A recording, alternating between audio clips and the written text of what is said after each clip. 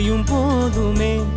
ஊரில் உள்ள தெய்வம் எல்லாம் எங்கள் வீட்டில் வாழுமே.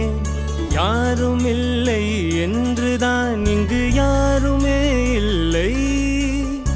ஆதி பகவன் வீட்டிலே என்றும் அன்பு கேதல்லை. 100 கோவில் தேவையில்லை, தாயும் தந்தையும் போதுமே.